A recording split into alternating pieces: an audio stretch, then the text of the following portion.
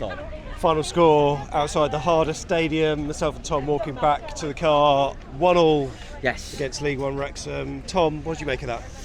Yeah, it was clearly a warm-up game, wasn't it? I think there was a lot of tired legs out there, also in this heat. I thought both teams felt it, but it almost felt like the momentum swung a little bit in the second half. It was a bit more open where, there was tired legs and stuff. I think some of the youngsters come on and stuff on both sides, but it's an enjoyable one, wasn't it? There was chances. Both teams feel like they could have nicked it, I think.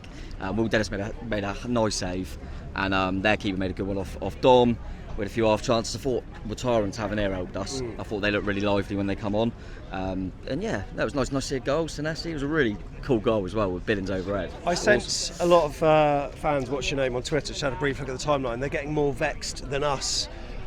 I don't really care, to be honest, about the result. I just want to see us playing some decent football, and we controlled the game pretty much. I mean, like you say, it was an own goal. I'd love to see possession stats stuff, especially in that first half. I feel like they never got the ball, and then they got a corner scored.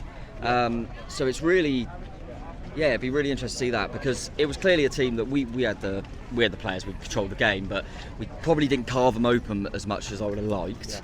I thought their goalkeeper was pretty sharp though, coming off his line and stuff like that. Well, Will Dennis was pretty sharp, wasn't he? I mean, he made some absolutely phenomenal saves, not least in the first 2 minutes when they were put through, and probably should have scored, but he smothered it. And there were a few chances, just down at our end, where he was right on it, made some really good saves, not least at the end as well, where Stephen Fletcher blatantly handballed it. But for some reason, he managed to get a shot away still, and it was a good save from him. But I thought he's he could be in contention, not for starting, but certainly being that number 2, number 3 next season. I know what you mean. It's definitely. You never know, and we'll see what happens against Arsenal. But we know they've got a lot of goalkeepers out here. We know that we've seen that Neto's out here, that Travers is out here, that Paulson's out here, and obviously Andoni's gone. I want to give Will Dennis a full game.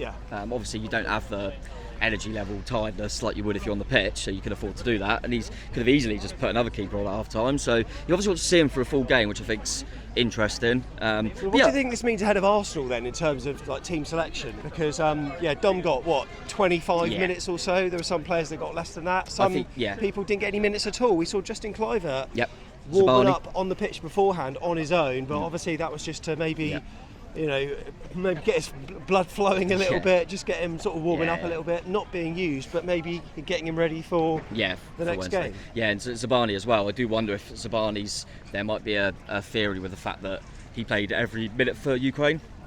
So I wonder if Zabani's kind of ready to come in and play a full game on Wednesday. Same with Christie and Solanke, who come on late. I think they'll probably be in a lot on Wednesday. I did think that we had a lot more. I know he did actually kind of lose the ball a few times, but I thought we had a bit more control when Lewis come on.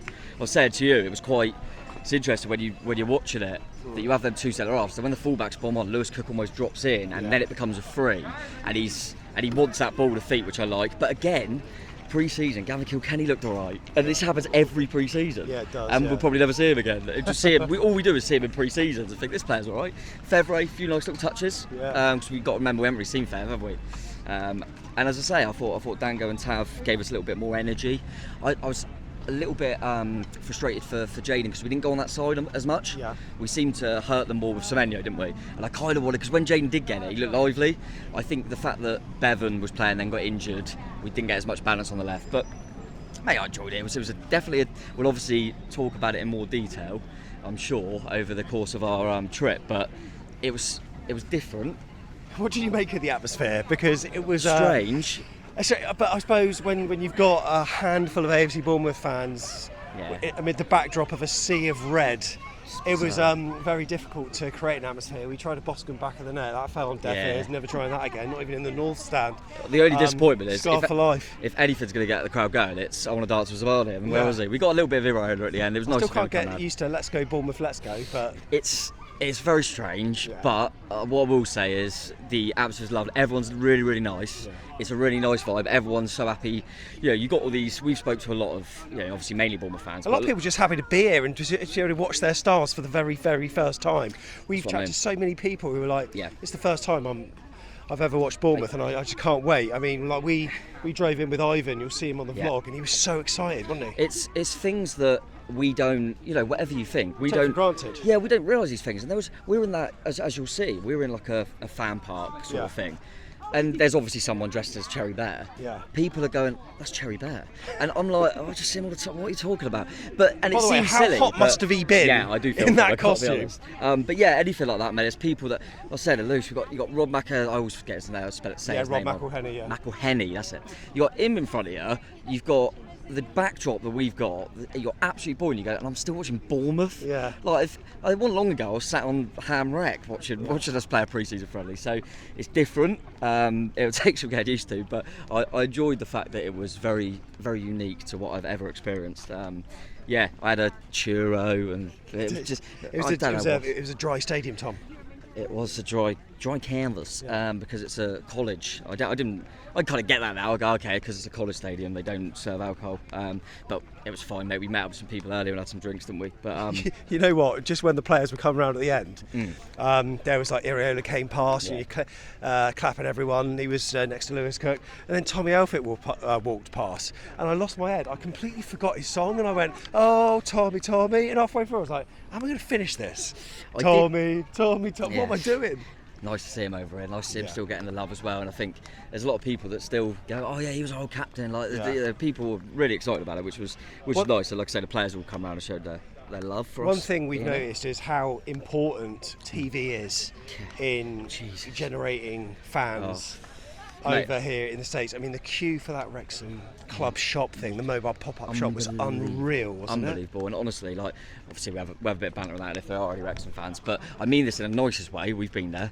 It's so strange because you go, hang on a minute, this team have only just got to League One in England. It's absolutely incredible how obviously a megastar. I think the documentary and the way they've shot it is perfect, and I think it really feeds into what the Americans probably like. And I think there's a lot of them that are probably not that into football, and it's giving them someone to grab onto and go, and it might be through celebrities and stuff, but they always come across well, and it was just absolutely incredible how these people are like, this is just like a dream for them to be at a club shop and get a t-shirt with Wrexham on. Like, it was just. But what's madness. Though is that so many cherries, and look, we know this through chatting to them on previous free-for-alls, especially over COVID when we used to do that kind of thing, that the NBC documentary that went out when we got promoted with Roger Bennett, the Men in Blazers guy, 45 minutes on NBC Download, that managed to inspire so many cherries. Yeah, I know.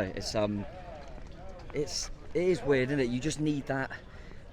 And that's what we were saying about, we don't know yet because it's still early days, but we don't know if Michael B. Jordan's going to, is he going to kind of do a bit more? I don't know. Or are they going to look at what Wrexham have done here? Because at the end of the day, I mean, the support they had here, I knew there'd be more of them. But yeah, incredible. There's actually quite a few like Welsh. It's just like, it is mad. But no, fair play to them. So look, we're going to go into a bit more depth and just have a chat about our journeys. You probably can't see me because I'm being backlit by the sun here. Probably the worst camera framing in the world, but look, we're on the road back to our apartment. There's going to be a vlog coming out tomorrow where I was up close and personal with Rob McElhenny. You can see that on the vlog. What can people do if they like this, Tom? Oh, give it a like. Really appreciate that. I mean, I didn't get a beer. Yeah, it's the least you can do. Click subscribe as well if you haven't already. Really appreciate it. We had a lot of love here, which was lovely. Yeah. So if you're not one of them, let's give us love. Give us some love, because we can never have enough love. Exactly. Have the chairs. We'll see you in the next one. Come on. Yeah.